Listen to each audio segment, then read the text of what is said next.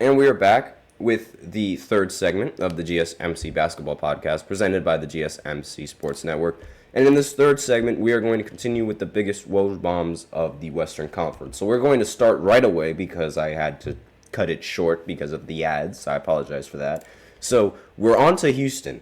And the biggest Woj bomb coming in for Houston was the Oklahoma City Thunder have agreed to trade Russell Westbrook to the Houston Rockets for Chris Paul, first-round picks in 2024 and 2026, pick swaps in 2021 and 2025, league sources tell ESPN. Now, Russell Westbrook on Houston, in my opinion, is the most underrated Russell Westbrook year in the entirety of his career. And why do I say this? Because this was when I was watching Russell Westbrook, and it legitimately looked like he wanted to play winning basketball. Like, I was amazed, and I was a huge fan of Russell Westbrook in this year when he was in Houston, because instead of going for a triple-double every single night, he actually tried to fill in the role that his team needed, which was a secondary or a primary ball handler that could score the rock. And not only that, also facilitate and make a play for somebody else, which plays to his strengths. And what made it even more exciting to watch was how Houston ended up running an entire small ball lineup that would help Russell Westbrook and the offense, and on top of that, James Harden as well, perform. Because eliminating that center in the paint allows Russell Westbrook more opportunity to operate in an area where he completely excels at. And it was fantastic. And there was an 11-game stretch where Russell Westbrook was averaging 35 points per game on 55% shooting. That was incredible. And I had never seen Westbrook shoot so efficiently. And a big reason for that was because Houston was telling Westbrook, don't take the three-point shot. Take the shots that you know you're going to hit and that you know are going to go in. And those shots were shots in the paint. And they were those pull-up mid-range shots that he loves to do. And it was fantastic. It was amazing to watch because I was getting rather tired of Russell Westbrook averaging a triple-double. When he did it in his MVP year, that was great. But the years after that, I just thought, okay, now he's just stat padding. And it looked like that's what he was doing. But when he was on Houston, it looked like he just wanted to win. And he wanted to play winning basketball the right way. And I loved that. It was amazing. Unfortunately, it couldn't last forever, though, and once he left and went over to Washington, he ended up turning back into his normal Westbrook ways, averaging triple-doubles and things like that. And when that happened, I was like, okay, he hasn't changed a bit. Man, because I'm sorry, but that triple-double, chasing for triple-double play style, it doesn't translate well in the postseason, and because it doesn't translate well in the postseason, it's he always loses in the first round. And, I mean, when he was on Houston, that was the first time in a while that he actually made it past the first round and made it onto the second round with the help of James Harden, of course. But still, it was really bad. And the way that the playoffs ended, mainly because, the Lakers just decided to let him shoot, it's another story in of itself. Next, probably one of the biggest and the worst trades in the entire history of the NBA. For the Clippers, Kawhi Leonard has been recruiting Paul George to find a way to get the Clippers, and LA pulled it off tonight. George goes to the Clippers with Leonard, and together they walk into Staples Center to go head-to-head with LeBron James and Anthony Davis.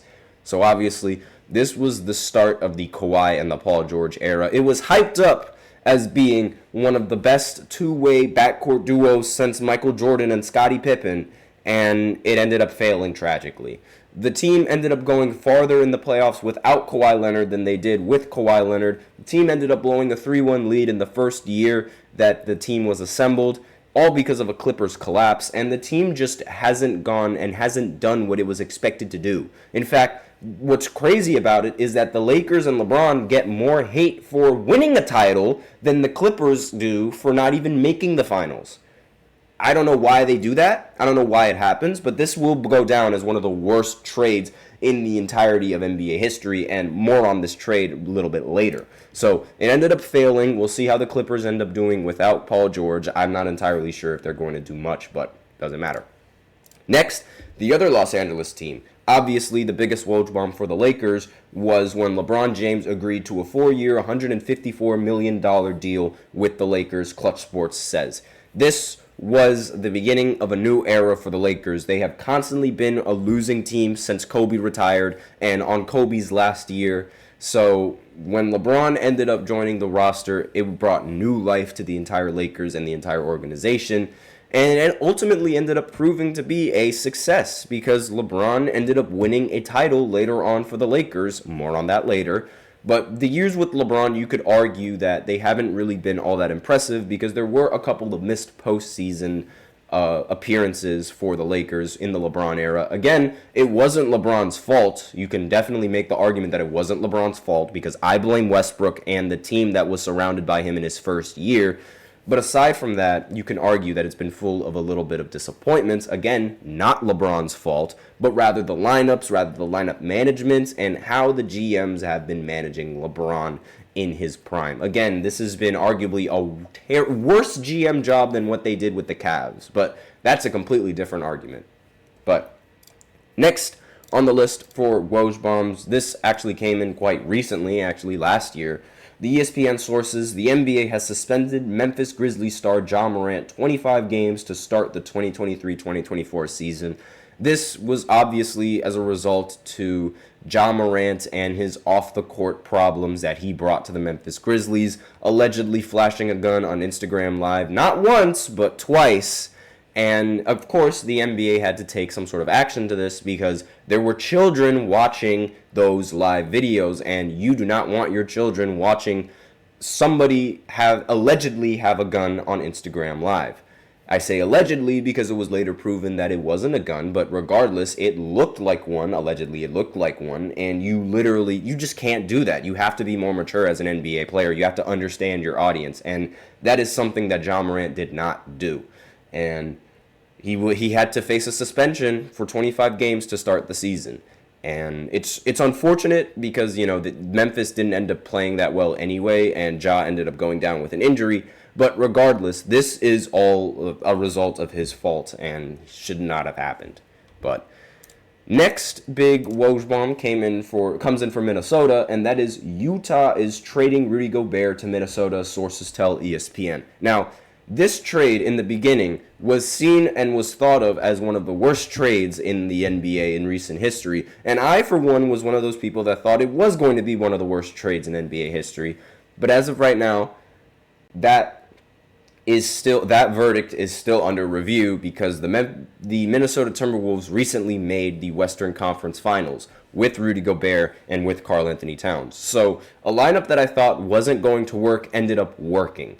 And now we just have to see if they can continue this success going into this next season because I did not expect Rudy Gobert to fit so well with Minnesota. And I did not really expect Minnesota to know how to utilize Rudy Gobert to the best of their ability. And they have proven me and every other fan completely wrong. So props to Minnesota for making this trade, and props for having the knowledge and the ability to actually know how to utilize a lineup and create a lineup that is perfect for Rudy Gobert. I think this is just...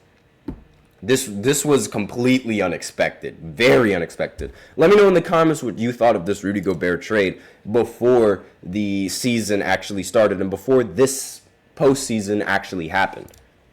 Next comes in from the Pelicans. I did mention that I was going to talk about the Lakers trade before, and here it is right here. The biggest Woj bomb for the Pelicans was the Pelicans have agreed to a deal to trade Anthony Davis to the Lakers for Lonzo Ball, Brandon Ingram, Josh Hart, and 3 first-round picks, including the number 4 overall in the 2019 draft, league sources tell ESPN. Now, this trade immediately affected the Lakers because right after they made this trade, the Lakers ended up winning the championship. And a lot of people, they like to say, oh, it wasn't real because it was a bubble. Well, too bad. It was a championship. It's in the rafters. Deal with it. But a lot of people, they also like to make the argument that the Pelicans won this trade, which I just don't understand. Until the Pelicans win a championship and until the Pelicans win a playoff series and actually get far in the postseason, they have not won anything in regards to this trade. The Lakers by far win this trade because they come out with a championship because Anthony Davis helped them do so. And again, this was probably one of the best trades for the Lakers because they ended up getting Anthony Davis. However, you could argue that Anthony Davis hasn't really been the same player that he was on New Orleans. He's been injury riddled, and again, that was a problem in New Orleans, but even more so here with the Lakers. And he was getting compared to Tim Duncan, which was absolutely insane at the time.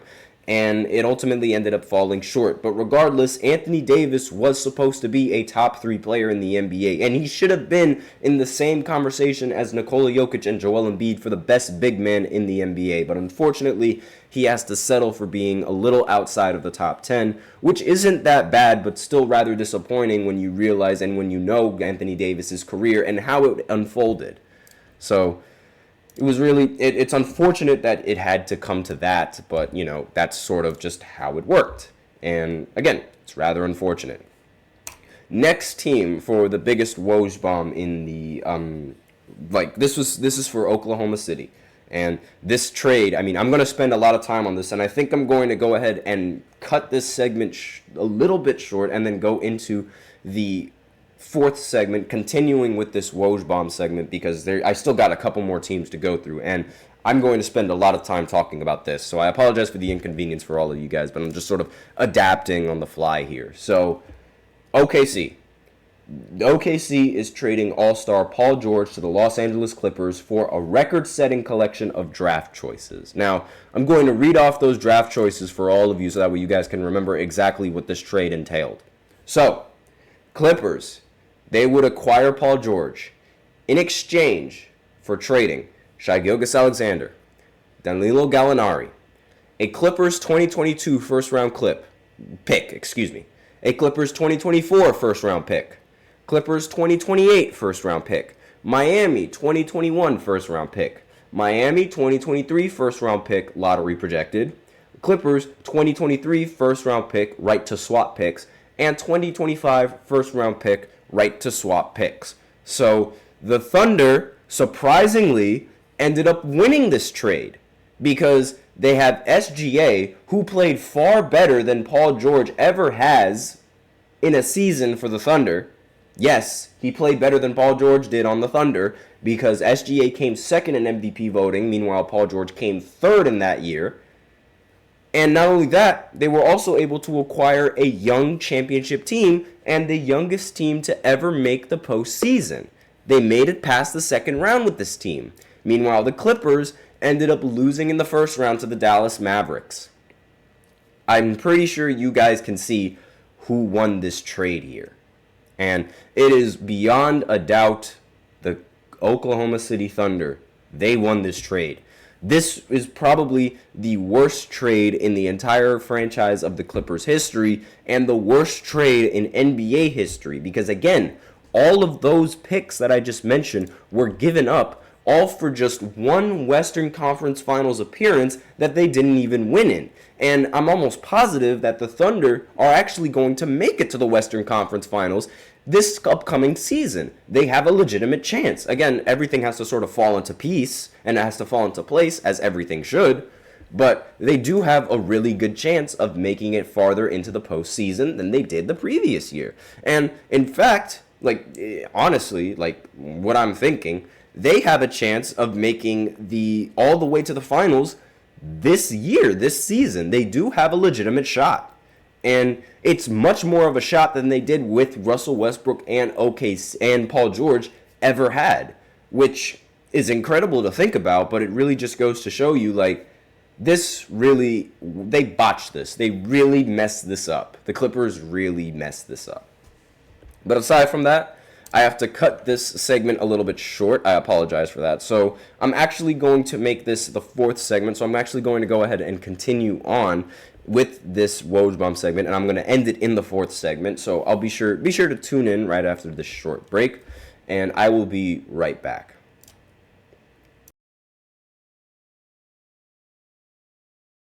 For the best and latest podcasts available anywhere, go to the podcast app on your cell phone and type in GSMC to access free content-rich podcasts on health and wellness, book reviews, sports, entertainment, relationships, social media, movies, technology, finance, and even weird news.